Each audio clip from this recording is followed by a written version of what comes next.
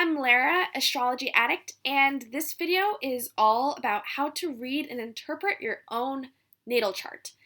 Um, so this is going to be a pretty long video, but I think it's going to cover all of the basics. So how to pull up your chart, how to read the signs, houses, any possible stelliums, aspects, and intercepted and duplicated signs. And some resources on how to interpret your chart by yourself. So, first, you go to astro.com. Astro.com. And you hover over free horoscopes and click Natal Chart Ascendant. And if you don't want to make a profile, you enter in as a guest user, put in your birth information. Oh, that's not a number.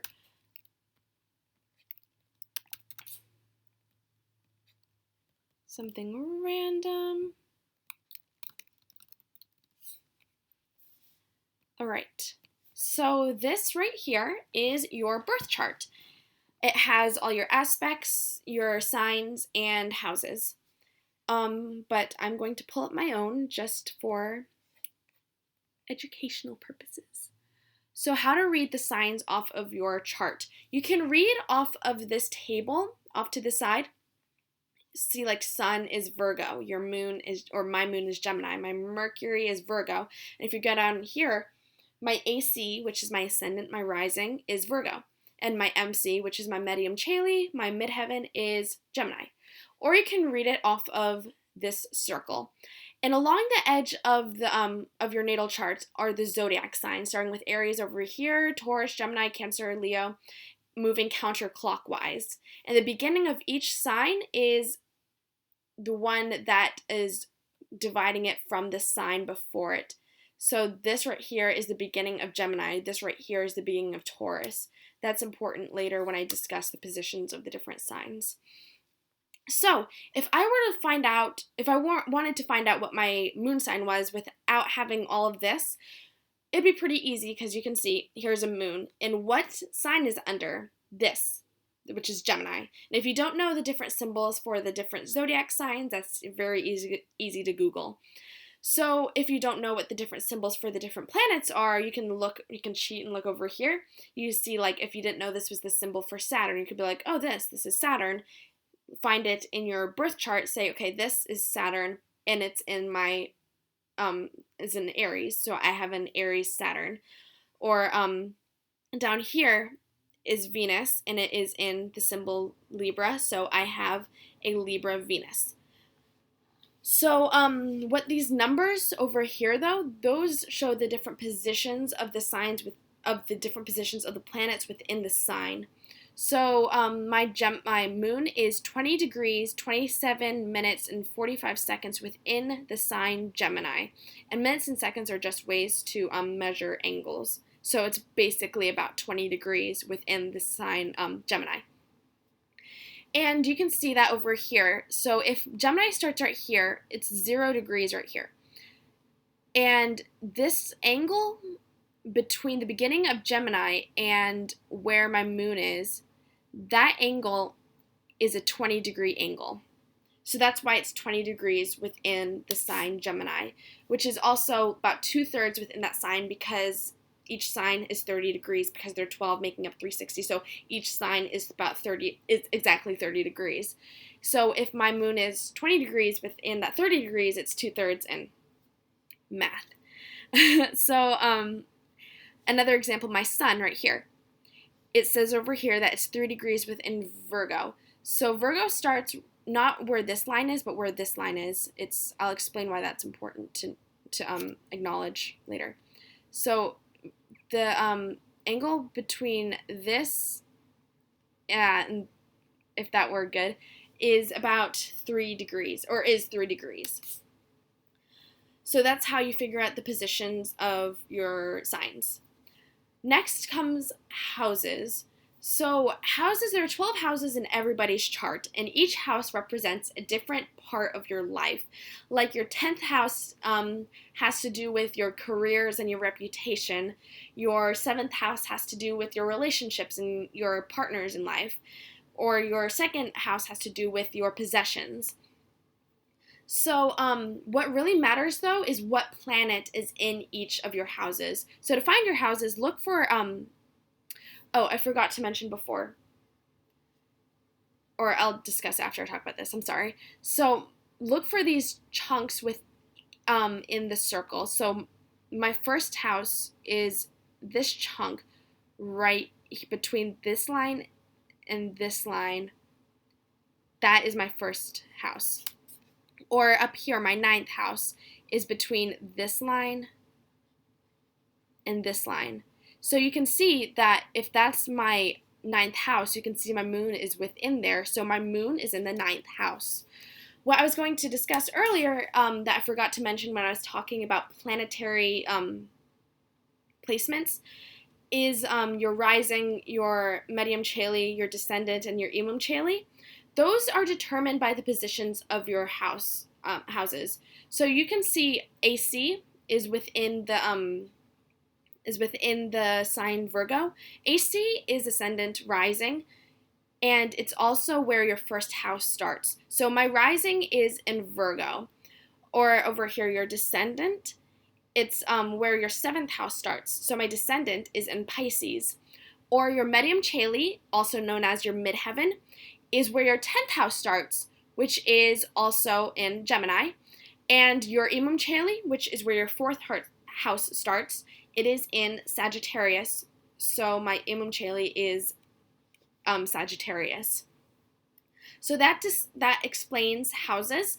So for stelliums, not everybody has a stellium in their chart. It's actually not very common. I don't see stelliums in a lot of charts that I pull up. Like, I don't have any stelliums. Nobody I know really well has any stelliums in their chart, but you might. So here's an example of a chart with a stellium.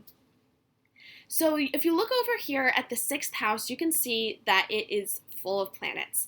You see there's the moon, Pluto, Mercury, and the sun. So that means this person has a sixth house stellium. A stellium is when you have 4 or more planets, major planets, in one house. Or it can also be interpreted when you have 4 or more major planets in one sign, but I like to think of it more as in one house. I like that interpretation better. So if you have asteroids or nodes in that, like your true node, or any asteroids like Ceres or Juno in Ceres, whatever, or Juno in, that doesn't count. It has to be an actual planet like Sun, Moon, Mercury, Venus, Mars, Jupiter, Saturn, Uranus, Neptune, Pluto. So this person has the Moon, Pluto, Mercury, and Sun. So this person has a sixth house Gemini, or sixth house stellium. Sorry, I'm losing control.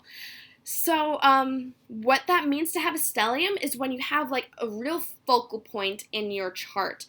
And it can be a bit of a burden because you can be kind of dragged down by that big focal point in your chart, and it can give you some strengths depending on which house that stellium is in. But yeah, as I said, it can really bring you bad luck and cause a lot of problems. So next I'm going to discuss aspects. So aspects are special angles in between planets. You have 5 major aspects, and I'm only going to discuss major aspects right now because those are the most important. The major aspects are conjunction, trine, sextile, square, and opposition. And so conjunction is when you have 2 planets that are about 0 degrees from each other. Of course, they're not usually exactly 0 degrees from each other, but just about. And the symbol for a conjunction is when you have a circle with one line coming out. And it is neither a positive or nor negative aspect. It's just a neutral one, and it creates a little focal point within your chart. Next is a trine aspect. A trine aspect is occurs when 2 planets are about 120 degrees from each other, and it's symbolized by a triangle. And trine aspects are positive. where's a trine aspect in my chart? So, for example, I have a trine aspect between my moon and my Venus right here. So this angle, sorry, let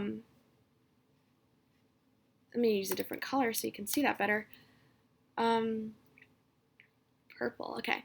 So this angle between my moon and my Venus is about 120 degrees.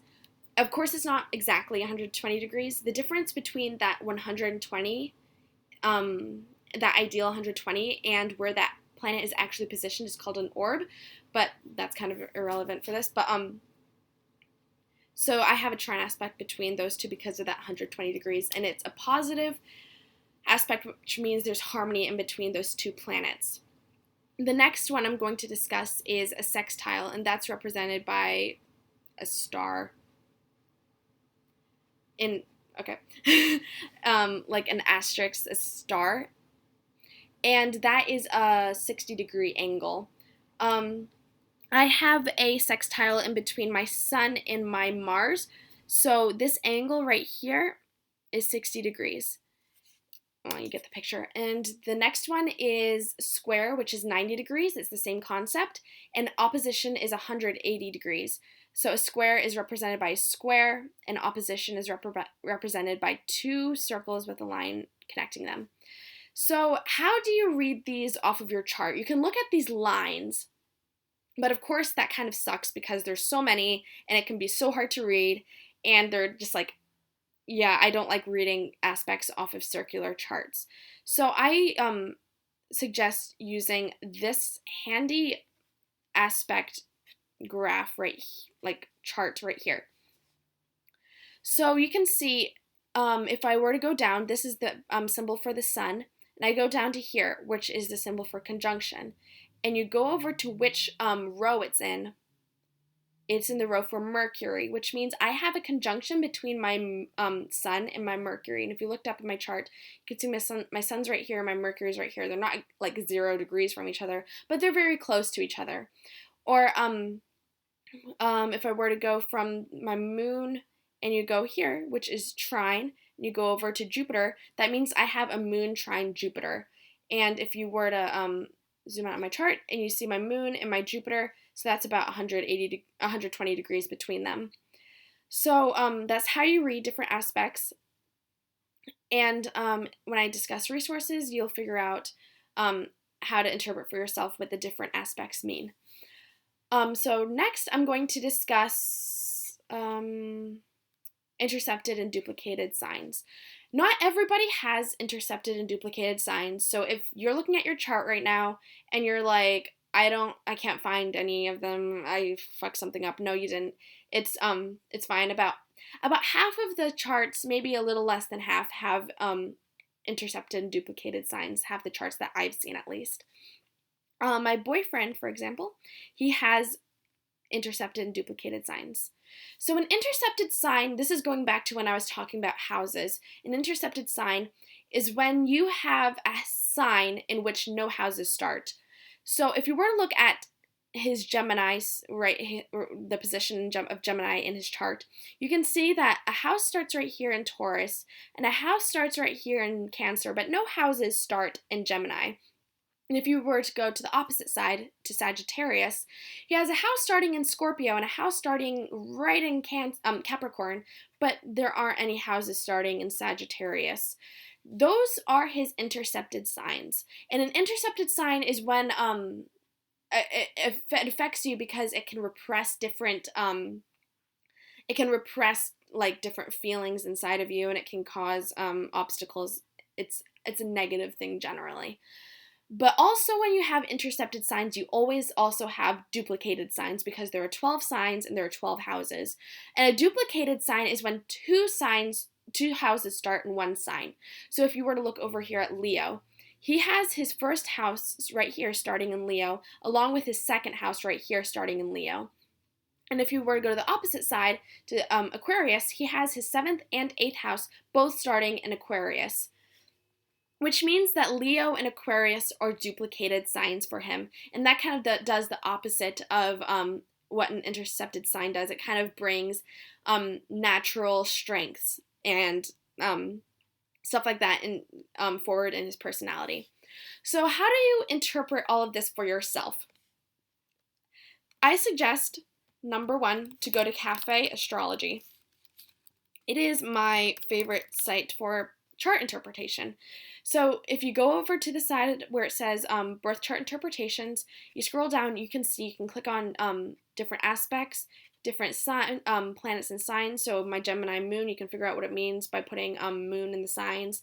Or the different planets in the houses. Like I have my sun in my 12th house. You can go sun in the houses and read what it says about the 12th, having your sun in the 12th house. It has great descriptions. And that can cover aspects, houses, and planets for you. If you want to learn more about any stelliums you might have in your chart, if you Google stelliums and you click on the first link down here, it has great descriptions for the different stelliums that you can read. And if you're interested about intercepted and duplicated signs, I suggest bobmarksastrologer.com. He has great lessons, by the way. If you want to read more about astrology, you can just head over here. And if you scroll down, you can see he has 2 articles, one about duplicated signs and one about intercepted signs. So my boyfriend had a Gemini Sagittarius intercepted. So if he can learn more about himself by reading about right here, Gemini and Sagittarius intercepted. And he also has Leo and Aquarius duplicated, so duplicated signs, Leo and Aquarius. So I think that just about covers everything I need to talk about. Yeah. And if you have any questions, you can ask me, Astrology Addict, tumblr.com. And I hope you have a great day. So thank you for watching.